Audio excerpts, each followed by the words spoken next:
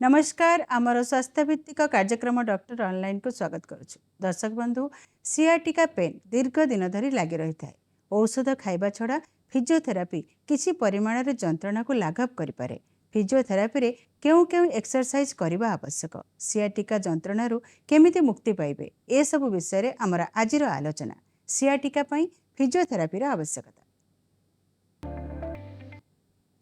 ए सब विषय रे आपण मानक परामर्श देबा पई आम सहित स्टूडियो रे अछंती famous physiotherapist doctor Shivani Shankar Tripathi. Sir, कार्यक्रम को स्वागत आपनको। Sir, sciatica is a common form of back pen.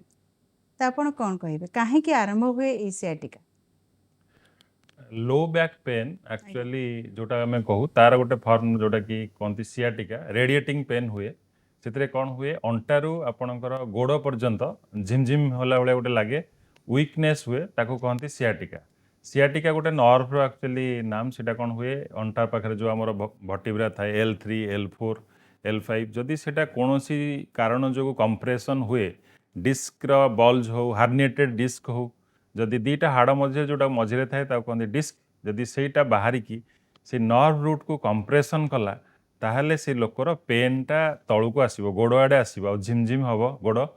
Kalua भाया लगे, बधिरा लगे, चलला बेले आपन को दुर्बल लगे, ताको कहते सियाटिका पेन। एटा लो बैक पेन रु ही सियाटिका पेन आसी। आपण कहउछन सर बैक पेन होची, बैक पेन हेले सियाटिका गोटे कारण ही पारे। हाँ, बैक पेन किछि लोकंकर केवल अंटारे पेन थाए, स्टिफनेस टाइटनेस थाए, ताको कहते बैक पेन। आउ जदि सेटा रेडिएटिंग हैला तळु को सेटा गला ताको कहते सियाटिका पेन। तो मेनली मुख्य कारण एतरे हैला कि आपनकर जदि बैड पोस्चर, दी प्रकार बैक पेन थाए, गोटे मेकानिकल आ गोटे नॉन मेकानिकल। नॉन मेकानिकल रे कौन थाए आपनकर जेमति कि आपन गोटे बैड पोस्चर, जदि आपन गोटे सबु बेले अधिका समय कन्स्टांट पोस्चर रे बैड पोस्चर रे बसिले, जेमति कि जो माने आईटी सेक्टर रे काम करूछंती, कंप्यूटर फ्रंट रे आगु को नई कि बहुत समय बसिले, झुंकी की बसिले, तो सेतिरे कौन हुए आपनकर पोस्चर टा डेविएट हुए। तो सेति पई आपनकर धीरे धीरे बहुत दिन बसला पर कि आपन गाड़ी ड्राइविंग करूछंती किंबा आपन जो बेड रे सोउछंती, जदि से बेड रो गदीटा ठीक न थाए, गोटे माने पोस्चरटा जदि आपन प्रॉब्लम हुए, सेठी कौन हुए धीरे धीरे से मसल्स वीक हुए आ आपनकर डिस्क बल्ज है कि से नर्व को कंप्रेशंस करे। एथि सियाटिका प्रॉब्लम मुख्यतः हुए। सर, आसंता काली अच्छी वर्ल्ड फिजियोथेरापी डे। आ दिन दिन फिजियोथेरापी रे चाहिदा भी बढ़ी बढ़ी चलছে। समस्त फिजियोथेरापी नबको चाहूचंती, या द्वारा पेन मध्ये लाघव होई पारुची। सर, औषध खाइबा सहित फिजियोथेरापी जो नौचंती ता केते मात्रा रे लाभदायक? बर्तमान फिजियोथेरापी चाहिदा बहुत अधिका बढ़ी जाइए, कहीं बैक पेन गोटे लोकर लाइफस्टाइल भितर निश्चिंत गोटे थर 99% लोक गोटे थर लाइफ रे बैक पेन आसीबो। कॉमन कोल्ड है फास्ट, सेकेंड है कॉमन है लो बैक पेन। तेणु बैक पेन रो ट्रीटमेंट 99% जने फिजियोथेरापिस्ट द्वारा ही भल हो पार। किपरि भल हम? फास्ट थिंग है इभालुएसन, एग्जामिनेशन। आपन जने पेसेंट आसिले फास्ट तार हिस्ट्री नेबे। जने फिजियोथेरापिस्ट पाऊ गले से आपन को पचारे आपन केबे पड़ी जाइथिले कि, आपनकर केबे कोनोसी डायबिटीज अछि ना नहीं, थायराइड अछि ना नहीं, आपन केबे खेला खेली करछंती कि स्पोर्ट्स एक्टिविटी आपन अछि, आपन को हिस्ट्री नै कि फिजियोथेरापिस्ट माने आपनकर इभालुएशन स्टार्ट करिवे। जेमति क्लिनिकल एग्जामिनेशंस रे आमे तांको गोड़ ऊपर को टेकू, सियाट जेमति SLR स्ट्रेट लेग रेज आमे गोड़ ऊपर को उठेई देखू केते डिग्री पर्यंत जने लोक गोड़ उठेई पारछु विदाउट पेन रे। तेणु प्रॉपर एग्जामिनेशंस, इभालुएशंस पर जने पेन माने ट्रीटमेंट स्टार्ट करि पारे। एमती नुह सबू लो बैक पेन को आमे MRI पई पठै दबा। आ MRI रो रिपोर्ट, क्लिनिकली रिपोर्ट दीटा को डिफरेंट थिंग। जने पेशेंट आम पाखु आसिले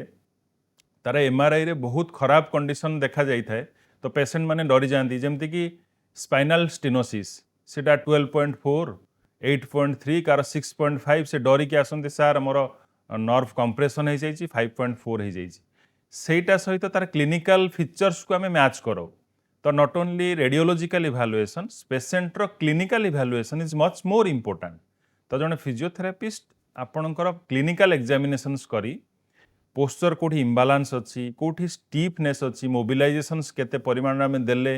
मैनिपुलेशंस कले ठीक हो पारिबो, सेटा प्रॉपर फिजियोथेरापिस्ट ही ठीक करि पारिबो। तेणु फिजियोथेरापिस्ट चाहिदा कहीं अधिक विदाउट सर्जरी विदाउट मेडिसिन्स रे जदि फिजियोथेरापी द्वारा लो बैक पेन 90% भल हो पारुची तो लोक मैंने फिजियोथेरापिस्ट को पाखक प्रथमे जाउछंती लो बैक पेन रे हेले। सर आपण कहते जे फिजियोथेरापी केते इम्पोर्टेंट तो फिजियोथेरापी रो बहुत गुड़ाए प्रकार अच्छी जो सियाटिका पेन पे को प्रकार फिजियोथेरापी देवा दरकार जमती कहते गोड़टा को आगु को क्रश एंगल करके आगु को टाणिब कि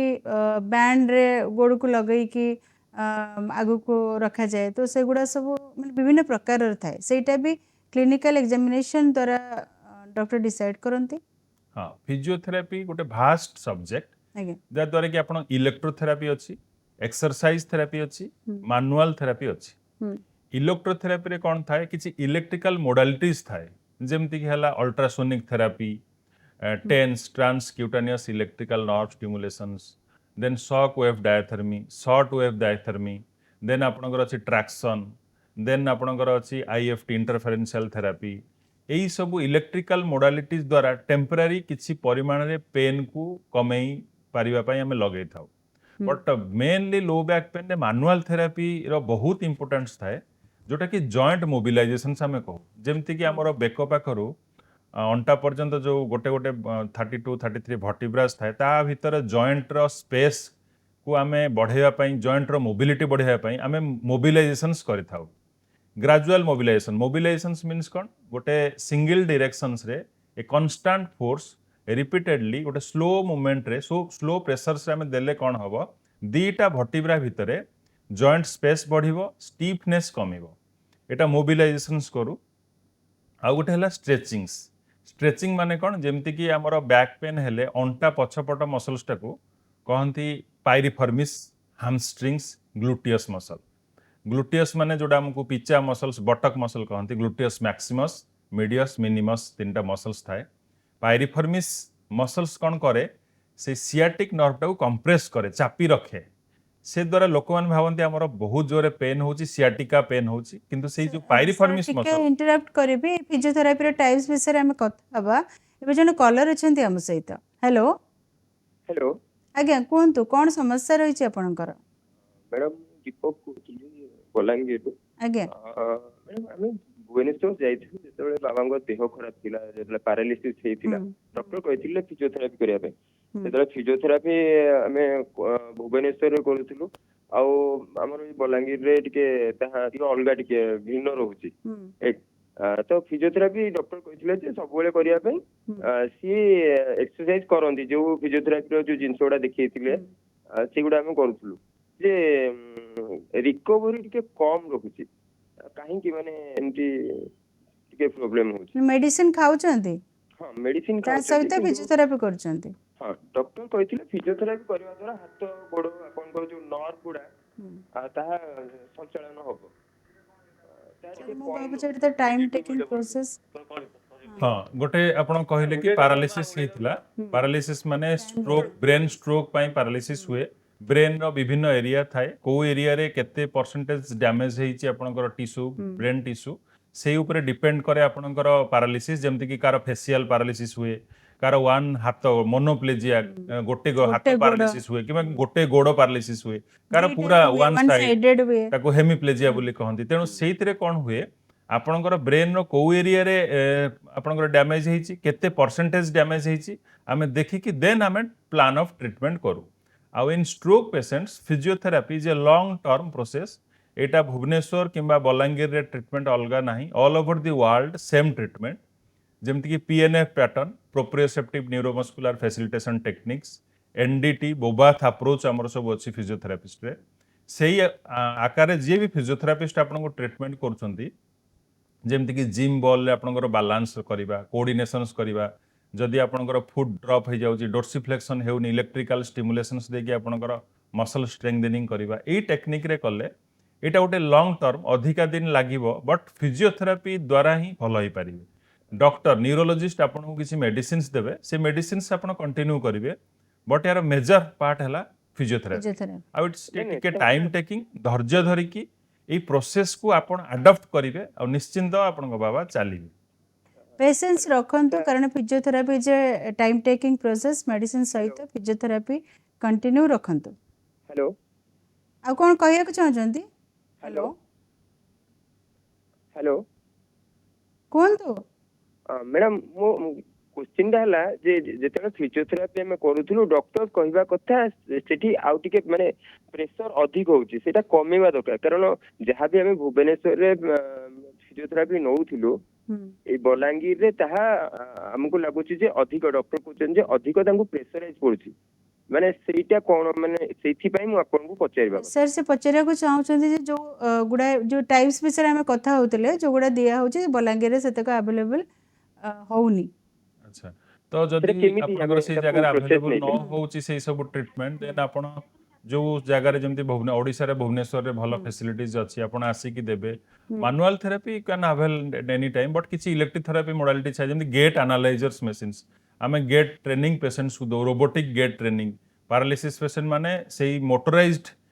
रोबोट द्वारा ठिया हंती तांको ब्रेन को गोटे स्टिमुलेशंस जाए आ से तार गोड़ आ हाथ को रोबोट चलाए एटा भुवनेश्वर एम्स रे अछि आ किछि जगह रे भुवनेश्वर रे अछि रोबोटिक रिहैबिलिटेशन यूनिट ताको कहउछंती तेनु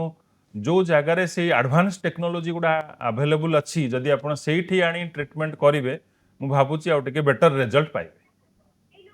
थैंक यू सो मच दर्शक बंधु बैक पेन पई सियाटिका गोटे कारण ही परे आउ ई सियाटिक नर्व हम जोड़ा कहचे it's the longest nerve of the body तो सियाटिक नर्व टा कंप्रेस हुए कहीं क्यों क्यों कारण कंप्रेस हुए केते बेले हुए हाँ बहुत भलो प्रश्न पचारले गोटे हला हार्निएटेड डिस्क पई नर्व कंप्रेशन हुए हार्निएटेड डिस्क माने दीटा बोन मझिरे जोटा आपण इंटरवर्टिब्रल डिस्क अछि जदि सेटा कोनोसी कारणवशतः आगो को आसी कि कंप्रेशंस कला ताकू कहा जाय कि सियाटिक नर्व कंप्रेशन कला सिति पई सियाटिका ही पारे गोटे हला स्पॉन्डाइलोलिस्थेसिस आपणकर जो भर्टिब्रा अछि जदि सेटा आगो को किंबा पछको एंटीरियरली और पोस्टेरियरली डिस्प्लेस्ड हला ताऊ कहते लिस्थेसिस एंटीरियर लिस्थेसिस और पोस्टीरियर लिस्थेसिस और रेट्रोलिस्थेसिस से कौन हुए भर्टिब्रा गोटे पोजिशन रु आ गोटे पोजिशन को जाए जो लिगामेंट्स गुड़ा लिगामेंटम फ्लाबम कहते लिगामेंट गुड़ा धरिकी रखिए भर्टिब्रा को सेटा जदि कौन सी कारणवश लूज है बॉडीटा गोटे जगह आ गोटे जगह डिस्प्लेस हुए कहते लिस्थेसिस लिस्थेसिस ग्रेड 1 ग्रेड 2 ग्रेड 3 तीन स्टेज थाए जदि ग्रेड 3 स्टेज को पहुंची गला माने बहुत परिमाण आपन हाड़ गोटे जगह आ गोटे जगह पड़ला सेठी सर्जरी दरकार बट ग्रेड 1 ग्रेड 2 रे आमे ताको एक्सरसाइज फिजियोथेरापी पोस्चर करेक्शन द्वारा ठीक करथाउ आ गोटे मुख्य कारण हला जोटा मु कहउतली पायरिफॉर्मिस सिंड्रोम आ सियाटिका मध्य रे प्राय डॉक्टर्स एंड पेशेंट कंफ्यूज्ड हो जाती पायरिफॉर्मिस गोटे मसल्स रो ना जोटा कि से सियाटिक नर्व मझिरे दे आसी तले से कौन करे कंप्रेस्ड कर दिए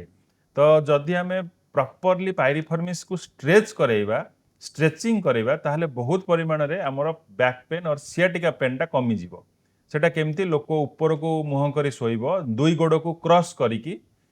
दी हाथ रे भीतर जंग को ता छाती आड़ को जदि टाणीबो सेठी पायरिफॉर्मिस स्ट्रेचिंग हुए से नर्व टा ऊपर इफेक्ट भी पड़े नर्व टा कंप्रेशन रो डिकम्प्रेशन हुए तो प्रॉपर पोजीशन रे आपण सोइबे आउ किछि लोकंकर लोडोसिस थाए माने कोन हुए तांकर पेट टिके आगु को बाहर जाई थाए तेनु पछपटर बैक बोन टा देखिबे टिके आगु को पेट बाहरले बोन टा स्पाइनल बोन टा टिके भीतर को जाई थाए सेठी हमें गोटे पिलो देई की ताकू सोइबा पई कहू जोटा कि से लोडोसिस टा को मेंटेन करे अधिका हबा को दिए नाही किंबा आजिकल सब बढ़िया बेल्ट मिल गलानी लुम्बोसैक्रल बेल्ट एलएस बेल्ट ताकू दबा सेटा प्रॉपर पोजीशन मेंटेन करिवो एई सब जिनस गुडा कले कौन हम सियाटिक नर्व उपरे कंप्रेशन कम पड़ो तेणु सियाटिका टाको आम कमे पारिबा due to this so 90% cases रे मेकानिकल प्रॉब्लम जोटा हम कहूँ कि यही सब प्रॉब्लम जमी पायरिफॉर्मिस मसल को स्ट्रेच करेवा हामस्ट्रिंग जोटा कि जंघर पछपट थाए आमको देखिए गोड़ ऊपर को टेकिले 60 डिग्री उठे पार 90% लोक मिनिमम 90 डिग्री जदि आप जाऊँ इट्स नॉर्मल 90 रु 100 110 गले स्पोर्ट्स मैन जो मैंने से जदि करें से बहुत बढ़िया तेणु आम hamstring stretching piriformis stretching gluteus maximus medius minimus stretchings जदि आम करवा बहुत परिमाण लोड कंप्रेशन कमी जाए सियाटिक नर्व उपरे सियाटिका पेन टा बहुत कमी जाए ओनली इन स्ट्रेचिंग्स तो आपण कहउछन जे फिजियोथेरापी और एक्सरसाइज बहुत इम्पोर्टेंट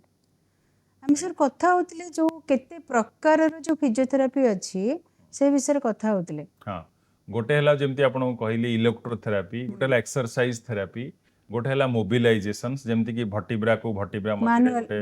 मानुआल मोबिलाइजेशन मैनुपुलेशंस जोटा कि एबे बहुत फेमस आपण माने देखुथिबे टीवी रे काइरोप्रैक्टिस बोली कहନ୍ତି chiropractics is not a new thing एटा मैनुपुलेशन सागरे एटा थिला it's a sustained force constant force slow and sustained force the force is constant in a regular in a constant way dita ये part of sir मु कहउछ it's a part of physiotherapy हां it's a part of जोटा manual physiotherapy करा होछ सेटा काइरोप्रैक्टिस yes chiropractic गोटे physiotherapy रो part एटा mobilisation जेबते हम करू तार latest last technique last version grade 5 जोड़ा हाई वेलोसिटी थ्रस्ट दिया जाए ताको कहती काइरोप्रैक्टिस एटा कोउ लोक को आमे दबा केते फोर्स रे दबा केते बेसी भी जाई पारे फ्रैक्चर भी हो जाई पारे तेनु ओल्ड एज रे जो मन करो वीडियो रे देखुचे जेते जोर से करूछंती जो से जो वीडियो को आपण देखछंती सेटा सब वीडियो एडिटिंग करके साउंड क्लिकिंग देउछंती that's not actually setting sound आसे नाही आ इट्स रिस्की थाए जेमती आपण नेक रो जदी करिवे ए भर्टिकुलर आर्टरी को आपण चेक न करी करिवे there may be a chance of paralysis आपण देखिबे आर्टिकल रिसर्च देखिबे बहुत जगह रे लोक पैरालिसिस हो जाउछंती किछि लोकंगर फ्रैक्चर हो जाउछि तेनु को लोक सेटा दरकार एटारे कोन हुए रिलैक्सेशन हुए जॉइंट ऊपर प्रेशर्स कम पड़े आपनक बॉडी जेति की टाइटनेस थाए जो टाइटनेस थाए सेटा कमे बट को लोक को हमें से लोक देई परिबा काइरोप्रैक्टिस तार बोन स्ट्रेंथ केते अछि तार अदर किछि प्रॉब्लम अछि ना नहीं चेक करिके दबा विदाउट फिजियोथेरापिस्ट और काइरोप्रैक्टिस प्रैक्टिस न करुवा न लोकों पाक जाई सब कले प्रॉब्लम भी हुए तेणु यहाँ मैनुपुलेशन आम कहू यहाँ मोबिलाइजेशन मैनुअल थेरापी रो गोटे पार्ट किंतु सबु लोकों को यहाँ एडवाइजेबल नुह कौ लोकंर दरकार जमी सियाटिका पेन होची लुम्बार L2 L3 L4 भटिब्रा उपर अधिका कंप्रेशन अच्छी आमे सेठी को लेवल से दबा केते परसेंटेज फोर्स से दबा को एंगल ले दबा देखिकी देले इट्स इफेक्टिव किसी जगह बहुत लोग पेन रिलीफिंग भी हुए बट सबु लोकों को हेल्प हम ना सो देखिकी तेणु इलेक्ट्रोथेरापी एक्सरसाइज थेरापी मैनुअल थेरापी आ गोटे हाइड्रोथेरापी बर्तमान हाइड्रोथेरापी डिमांड बहुत बढ़िया कहीं जिते आप पानी भितर जड़े लोक को आम एक्सरसाइज थेरापी करने को कहू जमती कि बाहर आप देखिए मैडम वाटर ट्रेडमिल आसला मीन्स आप जमी चलुँच ट्रेडमिल वाटर भितर चलले देयर इज ए बयान्सी फोर्स आपणकर सेठी फ्लेक्सिबिलिटी एक्सरसाइज हैला विथ स्ट्रेंथनिंग एक्सरसाइज वाटर रे से एक्सरसाइज टा करेबे हां पानी भितरे आपन को किसी एक्सरसाइज करले सेटा ओडिसा रे अवेलेबल अछि हां ओडिसा रे अवेलेबल अछि एसबी नेतार हमर जो अछि National Institute of Training and Rehabilitation Centre सेठी भी अछि आ गोटे दिटा जगह रे भी स्टार्ट हे गलानी हाइड्रोथेरापी द्वारा आपणकर बॉडी रो फ्लेक्सिबिलिटी बढ़े आपणकर मसल स्ट्रेंथ बढ़े बयान्सी फोर्स द्वारा आपणकर बॉडी रो मसल टाइटनेस स्टिफनेस एगुडा कमे आउ गोटे है प्रॉपर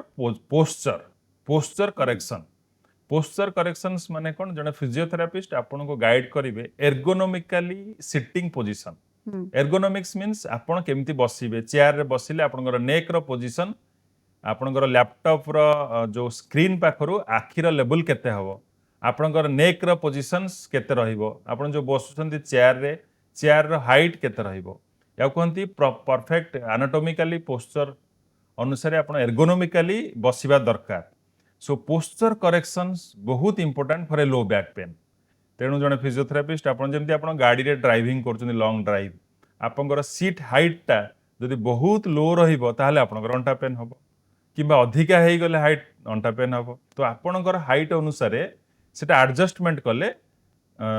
अधिका कंप्रेशंस पड़ो ना आपंकर जॉइंट आ मसल्स उपर सर आप कहते आमर आजिकल जो लाइफस्टाइल रही बहुत समय धरिकी ऑफिस रे बसी रहिबा या द्वारा अधिक हो कि डिस्क बल्जिंग हो बैक पेन हो हाँ एटा आपणकर जोटा कहते सेडेंटारी लाइफस्टाइल आजिकल जिते भी लोक आम काम करुचे ऑफिस रे घंटा घंटा धरी बसवा पड़ुचे either in front of the computer हो सॉफ्टवेयर जो माने कंप्यूटर रे काम करते किंबा पिला माने आजिकल यंग पिला माने जो माने प्रिपरेशन करछंती गवर्नमेंट एग्जाम पोस्चर सर ठीक नाही तांकर भी पोस्चर ठीक नाही स्कूल ले देखिथिबे आपण सब स्कूल ले गोटे स्टाइल ले चेयर आउट टेबल थाए किंतु सब पिलांको हाइट सेम थाए कि ना ଯେମିତି ଅଫିସରେ ଦେଖିବେ ସବୁ ଚେୟାର ଆଉ ଟେବୁଲର ହାଇଟ୍ ସେମ୍ ଥାଏ, ସବୁ ଏମ୍ପ୍ଲୟି ମାନଙ୍କର ହାଇଟ୍ ସେମ୍ ଥାଏ କି? ସେଇଥିପାଇଁ ପେନ୍ ହୁଏ। ତ ଆଇଡେଣ୍ଟିଫିକେସନ୍ କରିବା ଦରକାର କୋଉ ପିଲାର ହାଇଟ୍ କେତେ, ତା ହିସାବରେ ଯଦି ଆମେ ଚେୟାର ଆଉ ଟେବୁଲ ଆଡଜଷ୍ଟମେଣ୍ଟ କରିବା ତାହାର ବ୍ୟାକ୍ ପେନ୍ ଆଉ ନେକ୍ ପେନ୍ ହବାର ପରିମାଣ କମାଇ ପାରିବା। ସୋ ଇଟ୍ସ କଲ୍ଡ ଆଜ୍, ଏଇଟାକୁ ଆମେ କହୁ ଏର୍ଗୋନୋମିକ୍ସ। ତେଣୁ ସିଡେଣ୍ଟାରୀ ଲାଇଫଷ୍ଟାଇଲ୍ ପାଇଁ ଦେନ୍ ଆଉ ଗୋଟେ ଜିନିଷ ହେଲା ଏକ୍ସରସାଇଜର ଅଭାବ। ଆଗେ ଆମେ ସ୍କୁଲରେ ଖେଳୁଥିଲେ, କିଛି ପ୍ଲେ ପିରିୟଡ଼ ଥିଲା, ଏବେ ଏତେ ପାଠ ଉପରେ ଲୋକମାନେ ପିଲାମାନେ ଷ୍ଟ୍ରେସ୍ ହେଇଗଲେଣି, ସେମାନେ କେବଳ ପାଠ ପଢ଼ୁଛନ୍ତି, ସ୍କୁଲରେ 8 ଘଣ୍ଟା, ଘରେ ଆସିଲେ ଟ୍ୟୁସନ୍ସ, ତ ଏତେ ମାନେ ବସିକି ସେଡେଣ୍ଟାରୀ ଲାଇଫଷ୍ଟାଇଲ୍ ହେଇଯାଉଛି, ତ ମସଲ୍ସ ଉପରେ ଆଉ କିଛି ମାନେ ଟାଇଟନେସ୍ ମସଲ୍ ହେଉଛି, ଷ୍ଟ୍ରେଚିଂ ନାହିଁ, ବୋନ୍ ୱିକ୍ ହେଇଯାଉଛି, ଯୋଉଟାକୁ ଆମେ କହୁଛୁ ଓଷ୍ଟିଓପୋରୋସିସ୍, ମାନେ ବୋନ୍ ୱିକ୍ ହେଇଯାଉଛି। ତେଣୁ ଓଷ୍ଟିଓପେନିଆ, ଓଷ୍ଟିଓପୋରୋସିସ୍, ବହୁତ ଲୋକ ଆମେ ସବୁବେଳେ ଏସିରେ ରହିଲେ, ଘରେ ଏସି, ଅଫିସରେ ଏସି, ତେଣୁ ଆମ ବୋନ୍ରେ ହାଡ଼ରେ କେବେ ସନଲାଇଟ୍ ଏକ୍ସପୋଜର ହେଲା ନାହିଁ, ତ ଆମ ବୋନ୍ ଧୀରେ ଧୀରେ ୱିକ୍ ହେଇଗଲା। ଏବେ ଯଦି ଆମେ 100 ଜଣ ଲୋକଙ୍କୁ ବୋନ୍ ଡେନ୍ସିଟି ଟେଷ୍ଟ କରିବା, ବୋନ୍ ମିନେରାଲ ଡେନ୍ସିଟି ତାକୁ କହନ୍ତି BMD, ସେଠି ଦେଖିବା 70% ଲୋକଙ୍କର BMD କମ୍ ବାହାରିବ, because they are not expose to sunlight. Sunlight exposure ନହେଲେ ଆପଣଙ୍କର ଭିଟାମିନ୍ ଡି କମିବ। ଭିଟାମିନ୍ ଡି କମିଲେ ବହୁତ Bone weak ଲୋକଙ୍କର ହେଇଯିବ। ବୋନ୍ ୱିକ୍ ହେଇଯିବ, ପେନ୍ ହବ। ଆଉ ବୋନ୍ଟା ଫ୍ରାଜାଇଲ୍ ହେଇଗଲେ କ'ଣ ହବ, ଆପଣ ଚାଲୁଥିବେ ହଠାତ୍ ହାତ କୋଉଠି ପକେଇଦେଲେ ଫ୍ରାକ୍ଚର ହେଇଯିବ। ବୋନ୍ ଫ୍ରାଜାଇଲ୍ ମାନେ ୱିକନେସ୍ ଅଫ୍ ବୋନ୍ ହେଇଯାଏ। ତେଣୁ ସେଇ କଣ୍ଡିସନ୍ସରେ ମଧ୍ୟ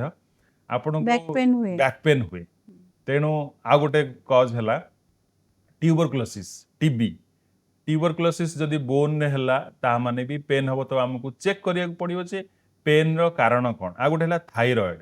ଥାଇରଏଡ୍ ବହୁତ ଲୋକଙ୍କର ଥାଏ, ଆପଣ T3, T4, TSH ଲେବୁଲ୍ ଯଦି ଆପଣ ଚେକ୍ କରିବେ, ଯଦି ସେଇଟା କମ୍ ଥିବ କିମ୍ବା ଅଧିକା ଥିବ ତାହା ପାଇଁ ବି ବ୍ୟାକ୍ ପେନ୍ ହୁଏ।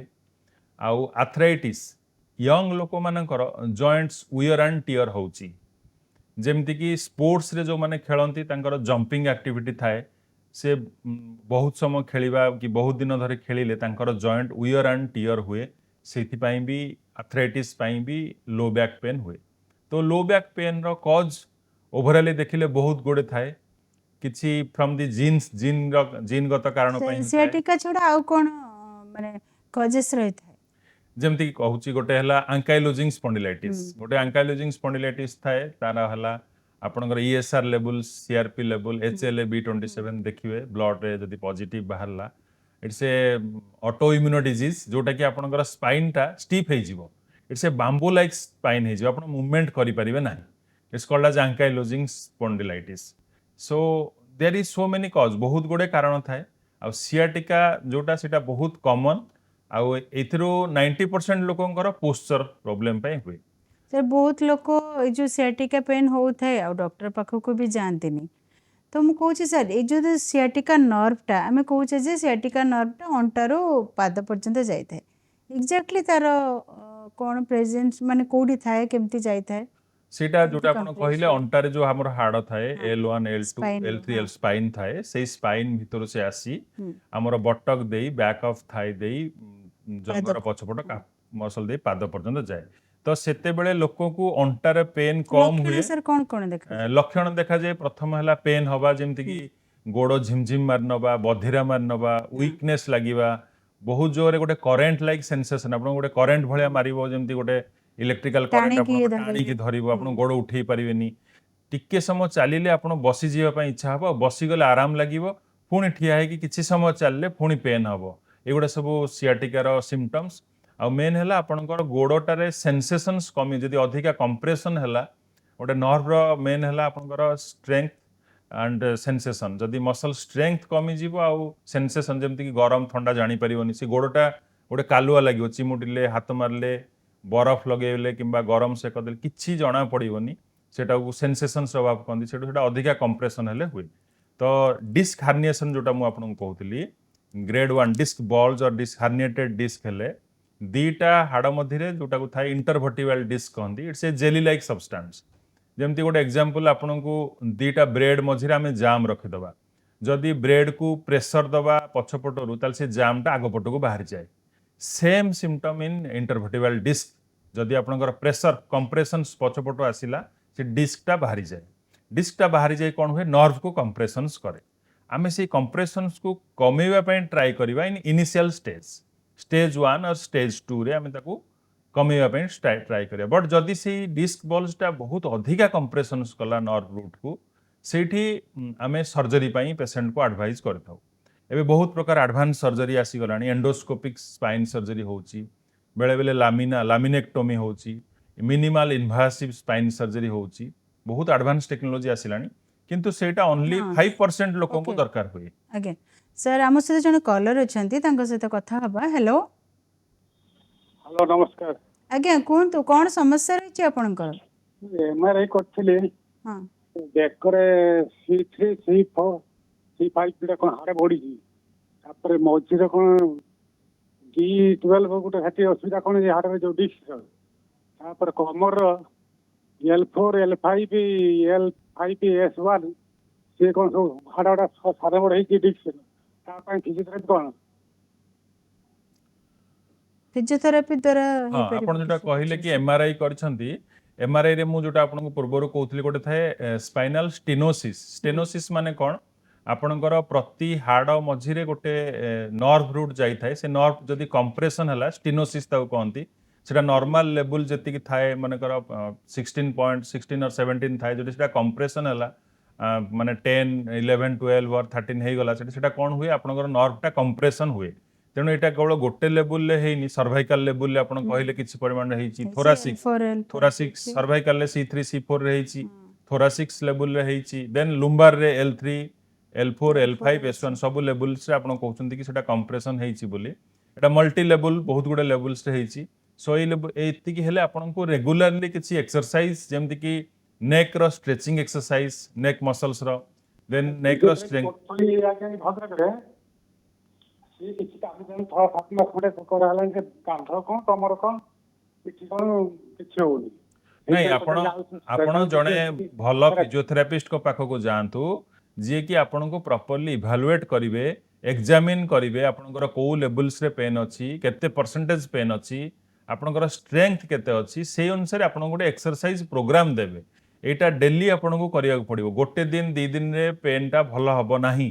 आपण को गोटे 15 डेज 2 वीक्स 3 वीक्स और 1 मंथ आपण को रेगुलर बेसिस रे कौन करिवे स्ट्रेचिंग जो मसल्स ग्रुपटा आपनकर टाइट अछि ताकू स्ट्रेचिंग करिवे किछि मसल्स वीक थाए ताकू हमें स्ट्रेंथनिंग करथाउ जेमति कि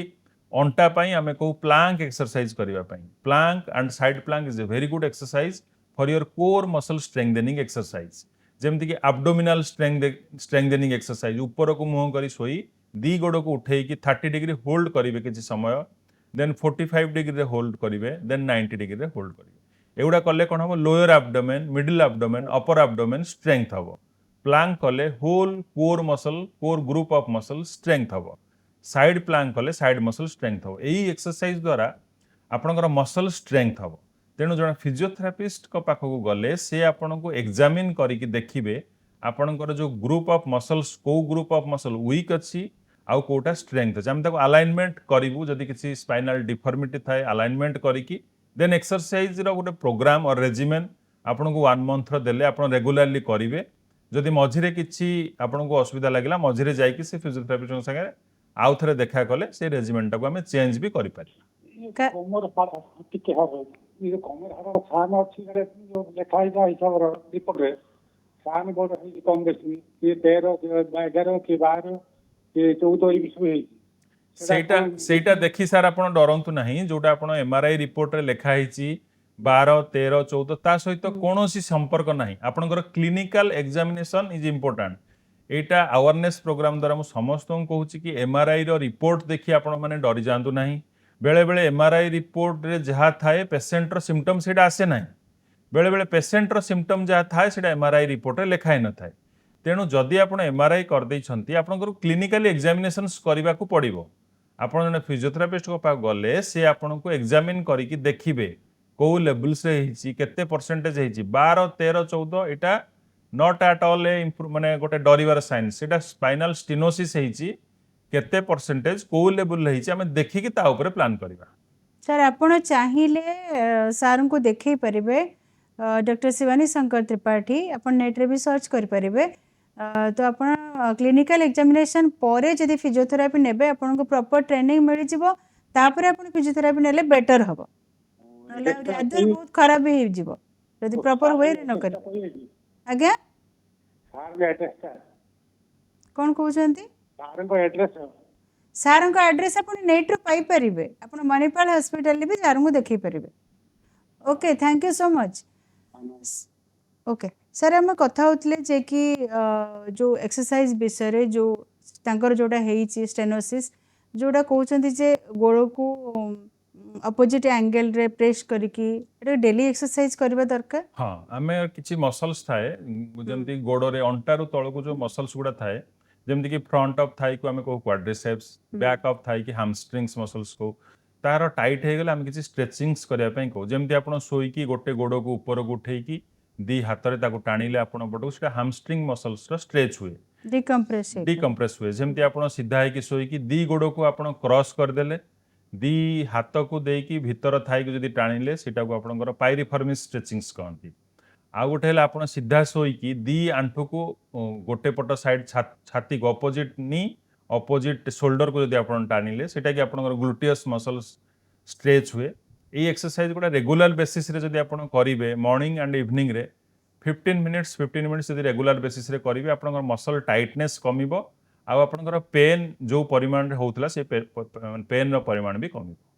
ସାର୍ ଆଜିକାଲି ତ ବ୍ୟାକ୍ ପେନ୍ ବହୁତ ପରିମାଣରେ ଦେଖାଯାଉଛି, ଇଭେନ୍ 30-40ରେ ବି ଦେଖାଯାଉଛି, ଆମର ଲାଇଫଷ୍ଟାଇଲ୍ ପାଇଁ ହଉ କି ଯେଉଁଥିପାଇଁ ହଉ, କିନ୍ତୁ ସେମାନେ ଡକ୍ଟରଙ୍କ ପରାମର୍ଶ କରୁନାହାନ୍ତି, ଯାହାଫଳରେ ସେଟା ସିଆଟିକା ପାଇଁ ବି ହେଇଥାଇପାରେ। ଆଉ ଦୀର୍ଘ ଦିନ ରହିଲେ ସିଆଟିକାର କ'ଣ ପ୍ରୋବ୍ଲେମ୍ ବାହାରିପାରେ? ଆଉ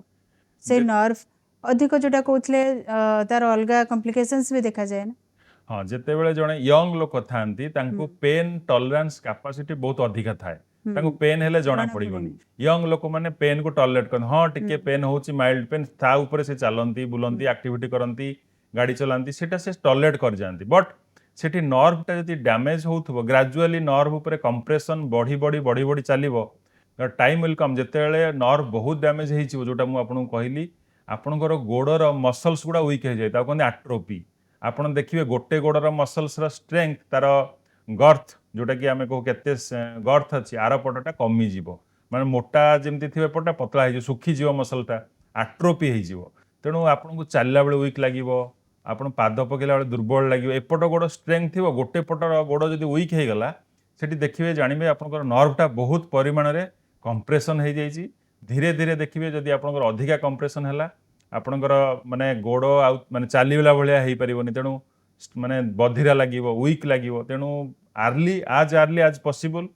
ଯଦି ଆପଣଙ୍କୁ ଲାଗିଲା ଗୋଟେ ସିଆଟିକା ପେନ୍ ଭଳିଆ ହେଉଛି, କରେଣ୍ଟ ଭଳିଆ ମାରୁଛି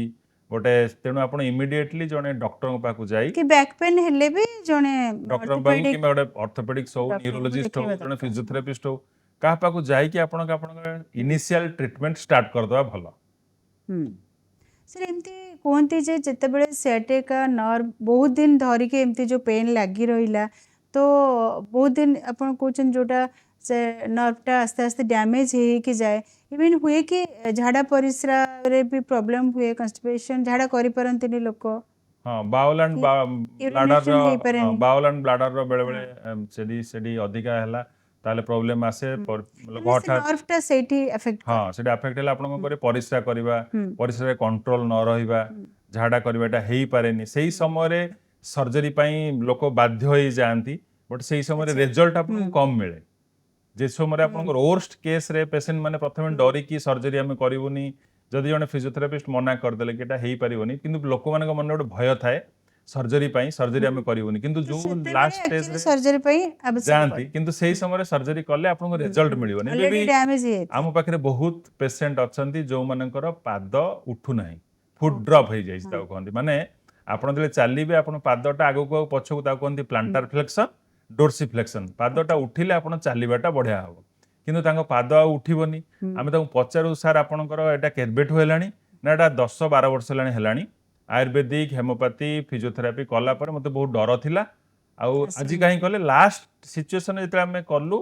ଆଉ ସେଇ ସମୟରେ ଡକ୍ଟର ବି ଆପଣଙ୍କୁ କେହି ହେଲ୍ପ କରିପାରିବେନି, କାହିଁକି ସେଥିରେ ରେଜଲ୍ଟ ଆପଣ ପାଇବେ ନାହିଁ।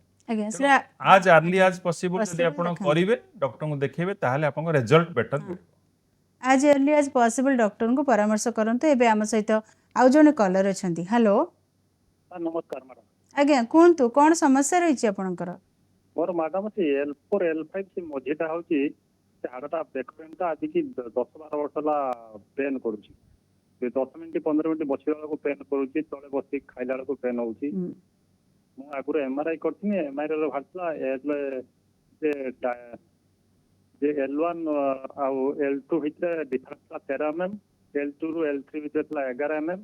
L4 L5 ଭିତରେ ଥିଲା 9 mm। ହଁ ଯୋଉଟା ସାର୍ ଆପଣ କହିଲେ 10-11 ବର୍ଷ ହେଲାଣି ଆପଣଙ୍କର ପେନ୍ ହେଉଛି, ଆପଣ ତଳେ ବସିଲେ ଉଠି ପାରୁନାହାନ୍ତି। ଏଇଟାକୁ ଆମେ ଫାଷ୍ଟରୁ କହୁଛୁ କି ଲାଇଫଷ୍ଟାଇଲ ମୋଡିଫିକେସନ। ଆପଣ କ'ଣ କ'ଣ କରିବେ ନାହିଁ। ପ୍ରଥମ ଜିନିଷ ହେଲା ଅଣ୍ଟା ପେନ୍ ଆରମ୍ଭ ହେଲେ ଆଗକୁ ନଇଁବା, ଆଗକୁ ଝୁଙ୍କିବା, ଓଜନିଆ ଜିନିଷ ଉଠେଇବା ଟିକେ ଆଭଏଡ୍ କଲେ ଭଲ। ତଳେ ବସି ନ ଖାଇ ଚେୟାର କିମ୍ବା ଟେବୁଲ ଉପରେ ବସିଲେ ଅଣ୍ଟା ଉପରେ ଲୋଡ୍ କମ୍ ପଡ଼ିବ। ଆଗକୁ ନଇଁବେନି, ଓଜନିଆ ଜିନିଷ ଉଠେଇବେନି ଆଣ୍ଡ କମୋଡ୍ ୟୁଜ୍ କରିବେ, ଇଣ୍ଡିଆନ୍ ଟଏଲେଟ୍ ଆଭଏଡ୍ କରିବେ। ଏଇଟା ହେଲା ଫାଷ୍ଟ ଇମ୍ପୋର୍ଟାଣ୍ଟ। ସବୁ ପେସେଣ୍ଟକୁ ଆମେ କହୁଛୁ। କାହିଁକି ଏଇଟା କହୁଛୁ, ଅଣ୍ଟା ଉପରେ ଯୋଉ ବୋନ୍ ଅଛି ସ୍ପାଇନାଲ ବୋନ୍ର ଲୋୟର ଲେବୁଲରେ ଯେମିତି ଲେସ୍ ପ୍ରେସର କମ୍ ପଡ଼ୁ। ସେକେଣ୍ଡ ହେଲା ସ୍ପାଇନାଲ ଷ୍ଟେନୋସିସ୍, ଯୋଉଟା ମୁଁ ବୁଝେଇଥିଲି ଆପଣଙ୍କୁ। ସେଇଥିରେ ଆପଣ ଯୋଉ କହୁଛନ୍ତି 11, 12 ଆଉ ଲାଷ୍ଟଟା 9 ପଏଣ୍ଟ ସମଥିଙ୍ଗରେ କୌଣସି ଆମେ 5 ପର୍ଯ୍ୟନ୍ତ ପେସେଣ୍ଟକୁ ଫିଜିଓଥେରାପି ଦ୍ୱାରା ଠିକ୍ କରିପାରିବୁ। ଯଦି ସ୍ପାଇନାଲ ଷ୍ଟେନୋସିସ୍ 5ରୁ ତଳକୁ ପଳେଇଲା ଆପଣଙ୍କର, ତାହେଲେ ଆମେ ଆପଣଙ୍କୁ ସର୍ଜରୀ ପାଇଁ କହିବୁ। ବଟ୍ 9 ପଏଣ୍ଟ ସମଥିଙ୍ଗରେ କୌଣସି ପ୍ରକାର ଆପଣଙ୍କୁ ସର୍ଜରୀ ନାହିଁ। ଆପଣ କନଜରଭେଟିଭ୍ ଟ୍ରିଟମେଣ୍ଟ କରନ୍ତୁ। ଅଣ୍ଟାରେ ଗୋଟେ ବେଲ୍ଟ ପିନ୍ଧିବା ଷ୍ଟାର୍ଟ କରନ୍ତୁ। ଏକ୍ସରସାଇଜ ଯୋଉଗୁଡ଼ା ଆପଣଙ୍କୁ କହିଲି, piriformis stretchings, hamstring stretchings, gluteus strengthening exercise, plank, side plank, core muscle strengthening exercise. ଜଣେ ଭଲ ଫିଜିଓଥେରାପିଷ୍ଟ ପାଖକୁ ଯାଆନ୍ତୁ, ସେ ଆପଣଙ୍କୁ ପ୍ରପରଲି ଆସେସମେଣ୍ଟ ଇଭାଲୁଏସନ୍ସ କରିଗଲା ପରେ ଏକ୍ସରସାଇଜର ପ୍ରୋଗ୍ରାମ ଆପଣଙ୍କୁ ବତେଇବେ। ଆପଣ ରେଗୁଲାରଲି ଫିଜିଓଥେରାପିଷ୍ଟ ପାଖକୁ ଯିବା ଦରକାର ନାହିଁ। ଗୋଟେ program 7 days or 10 days sessions ନେଲେ ତାପରେ ସେ ଆପଣଙ୍କୁ ହୋମ୍ ଏକ୍ସରସାଇଜ ପ୍ରୋଗ୍ରାମ ବତେଇଦେବେ। ଆପଣ ଘରେ ସେଇ ଏକ୍ସରସାଇଜ ଗୁଡ଼ା କରିବେ। ୱିକଲି ଅର୍ 10 days ଅର୍ ଫର୍ଟନାଇଟଲି ମଝିରେ ମଝିରେ ଯାଇ ସେ ଫିଜିଓଥେରାପିଷ୍ଟଙ୍କ ପାଖରେ ରିଇଭାଲୁଏସନ୍ସ କରିବେ। ଗୋଟେ ଥାଏ ଆମେ ଫାଷ୍ଟ ଇଭାଲୁଏସନ୍ସ କରିଥାଉ, ଯୋଉଟାକି ଆପଣଙ୍କୁ ହୋମ୍ ଏକ୍ସରସାଇଜ ପ୍ରୋଗ୍ରାମ ରେଜିମେନ୍ ଦେଇଥାଉ। ଦେନ୍ ଆପଣଙ୍କର କେତେ ଇମ୍ପ୍ରୁଭମେଣ୍ଟ ହେଲା ତାକୁ ରିଇଭାଲୁଏସନ୍ସ କରୁ। ଆଫ୍ଟର 15 days ଏଇ ଏକ୍ସରସାଇଜ ଗୁଡ଼ା କଲାରେ ଏତିକି ଇମ୍ପ୍ରୁଭମେଣ୍ଟ ହେଇଛି, ନେକ୍ସଟ ଆଉ କିଛି ଚେଞ୍ଜେସ୍ ଏକ୍ସରସାଇଜ ଆମେ କରିଥାଉ। ତେଣୁ ଜଣେ ଭଲ ଫିଜିଓଥେରାପିଷ୍ଟଙ୍କ ପାଖରେ ଆପଣ ରେଗୁଲାରଲି ଟଚ୍ରେ ରହିଲେ ଏଇ ପ୍ରୋବ୍ଲେମ୍ ସର୍ଟ ଆଉଟ୍ ହେବ। ବଟ୍ ଲାଇଫଷ୍ଟାଇଲ ମୋଡିଫିକେସନ ଯୋଉଟା କହିଲି, ତଳେ ବସିବା, ଆଗକୁ ନଇଁବା, ଓଜନିଆ ଜିନିଷ ଉଠେଇବା, ଜର୍କିଂ ପ୍ଲେସ୍ରେ ଅଧିକା ବାଟ ଗାଡ଼ି ଡ୍ରାଇଭ୍ କରିବା ଆଉ ଇଣ୍ଡିଆନ୍ ଟଏଲେଟ୍ ୟୁଜ୍ କରିବା ଆଭଏଡ୍ କଲେ ବହୁତ ଭଲ। ଆଜ୍ଞା ଆଜ୍ଞା। Thank you so much. तो से अनुसार आपण थरे डॉक्टर पाखु जातु कि फिजियोथेरापिस्ट पाखु जातु, तापर आसिकी सेटा को भी वीडियो करके आपण आनी पारिबे, से प्रोग्रामिंग से अनुसार करेंगे। तो सर आम कथा होतले जो कॉम्प्लिकेशंस जो बहुत दिन हो जाए, जो कॉम्प्लिकेशंस सब बाहर ता विषय कथा होतले, सर्जरी केतेबेले सजेस्ट करते? देखो मैडम, मुझे जमी कहली कि 90% लोगों को आम कंजरभेटिव मैनेजमेंट रे ठीक करता जमती कि एक्सरसाइज, फिजियोथेरापी, लाइफस्टाइल मोडिफिकेशंस, एर्गोनोमिकली केमती आप बसवे, इस द्वारा आम 90% लोगों को ठीक करता। 10% लोकंकर सर्जरी दरकार होता है। से 10% लोक भितर जो लोक मानकर नर्व कंप्रेशंस और नर्व रूट कंप्रेशन बहुत अधिका अच्छी, से लोक मानक आम सर्जरी एडवाइज करता। से सर्जरी भी बर्तमान सेफेस्ट सर्जरी बर्तमान कहूँ जोटा कि एंडोस्कोपिक द्वारा सर्जरी होची। आउ बाइपोर्टाल, सिंगल पोर्टाल केतेटा लेवल्स रे अच्छी MRI रिपोर्ट देखिए डॉक्टर माने करछंती, सेथरे भी नर्व कटिबार चांसेस नाही, बहुत लेस ब्लीडिंग हम, ब्लीडिंग रो चांस नाही, कम मसल्स कट हम। तेणु रिकवरी बहुत फास्ट हुए। आज ऑपरेशन हेले मॉर्निंग रे, नेक्स्ट डे मॉर्निंग रे पेशेंट नॉर्मल वाक करी डिस्चार्ज हो पारिबो। But identification of that patient is important. को पेशेंट रो एंडोस्कोपिक स्पाइन सर्जरी दरकार, कार लैमिनेक्टोमी दरकार, कार पेडिकुलर स्क्रू फिक्सेशन दरकार। जेमती कहली लिस्थेसिस, आंटेरियर लिस्थेसिस, पोस्टीरियर लिस्थेसिस और रेट्रोलिस्थेसिस। लिस्थेसिस केस रे आमे केमिति को जगह रे प्लेट आउ स्क्रू लगे कि से पेशेंट को स्टेबलाइज करू। सो को पेशेंट रो को जगह रे नर्व रूट ब्लॉकेज अच्छी, कोठी कंप्रेशन अच्छी, आमे कौन सर्जरी करिबा, दैट्स वेरी इंपोर्टेंट। तेणु identification of proper patient, then को लेवल्स रे हेची, केते परसेंटेज हेची, एटा सर्जरी पाई नीडेड और नॉट नीडेड, और जदि सर्जरी नीडेड को सर्जन्स या को सर्जरी कले ये बेस्ट रिजल्ट पाइबो। सेटा पाई आपण जने भलो फिजियोथेरापिस्ट को पाखु जाई फिजियोथेरापिस्ट प्रॉपर एडवाइस नहीं जदि फिजियोथेरापी द्वारा न हैला देन आइडेंटिफिकेशन करी जने सर्जन को पाको गले आपण बेटर रिजल्ट पाइबे। सर आज जन कलर अच्छा आम सहित हेलो हेलो आज्ञा कहतु कौन समस्या रही नमस्कार मैम कहतु आज्ञा मो बैक पेन रे 4 वर्ष लगलानी बैक पेन होची तो आमे मु कोन एक्सरसाइज करबी एमआरआई करबी केते एज हम आपन को 28 28 सर जेमती आपण कहले 28 एज रे बैक पेन स्टार्ट हेलानी मींस एटा गोटे माने माने बर्तन चिंतार कारण जे हमर यंग यूथ मानक यंग मास मानक भी बैक पेन हेलानी बैक पेन माने हम पे भाबु गोटे 60 और 70 लोगों को बैक पेन हैला बयस बढ़ी गला आर्थराइटिस एज रिलेटेड प्रॉब्लम एटा हुए बट बिफोर 40 जदि आपण को बैक पेन होउची एटा में पोस्चर प्रॉब्लम पाई होउची प्रॉपर पोस्चर करेक्ट पोस्चर जदि आपण न करिवे हबो आइडेंटिफिकेशन पाठ पढिबा बेले हो ऑफिस रे काम करिला बेले जदि बैड पोस्चर्स रे रहिबे ताहले पेन हबो आउ आपण आसिकी गोटे थर एग्जामिन्स करंतु आपनका बॉडी जदि कोनोसी जगह रे टाइटनेस अछि किछि एक्सरसाइज स्ट्रेचिंग मोबिलाइजेशंस विटामिन डी जदि अभाव अछि आपनकर विटामिन डी टेस्ट करंतु कैल्शियम टेस्ट करंतु जदि विटामिन डी अभाव अछि ता पई भी पेन होतबो थायराइड रे जदि प्रॉब्लम अछि ता पई भी पेन होतबो तेणु आपण प्रॉपर एग्जामिन करी इवैल्यूएट करी सर एक्सरे करे भलो हो ना एमआरआई करे भलो हो नहीं एमआरआई दरकार नहीं फास्ट नॉर्मली आपण बॉडी रो क्लिनिकल एग्जामिनेशंस करंतु क्लिनिकल माने जणे फिजियोथेरापिस्ट को पाकु जाई आपनकर गोडर केते गोड ऊपर को उठुची स्ट्रेचिंग्स करी देखिबे आपनकर मसल्स केते टाइटनेस अछि देखिबे को जगह रे टाइटनेस अछि देखिबे ए सब एग्जामिन कला परे इफ नीडेड ताहले गोटे माइनर एक्सरे करबा जदि एइथरे आइडेंटिफिकेशन न करी हला जण डाउट बढ़िला then MRI no needed at all at a time माने फास्ट केस रे एमआरआई दरकार हुए नहीं क्लिनिकल एग्जामिनेशन आपनकर हिस्ट्री ट्रेकिंग आपनकर इवैल्यूएशंस कला परे देन आमे प्लान करबा नेक्स्ट प्लान ऑफ ट्रीटमेंट कोन रह आपण पासे ट्रीटमेंट की कहतु सार ट्रीटमेंट की परबे हाँ आपण चाहिए सार को देखई परिबे जाइकी आज्ञा तो सार को देखांतु और ब्लड टेस्ट भी करंतु सार जोड़ा कहले विटामिन D3 कैल्शियम टेस्ट करंतु प्रथमे देखांतु सजेस्ट करिवे सर कोन करिया को पड़िबो सर एटा मोर लॉन्ग टर्म टाइम रे नहीं एटा ठीक है पारिबो लॉन्ग टर्म प्लान न थाई आपन को रेगुलर बेसिस रे किछि एक्सरसाइज हम बतई देले आपन रेगुलर बेसिस रे घरे भी करि परिबे एमती नुह आपन रेगुलरली कोनोसी डॉक्टर को पाकु रेगुलरली विजिट रे जीवा पड़िबो आमे आपन को बतई देबो एक्सरे कोन कोन आपन प्रॉब्लम अछि गोटे एक्सरसाइज रेजिमेंट्स और प्रोटोकॉल्स आपन को देई देबो आपन सेही अनुसार घरे निजे करी कि सितरे ठीक हे परिबे आज्ञा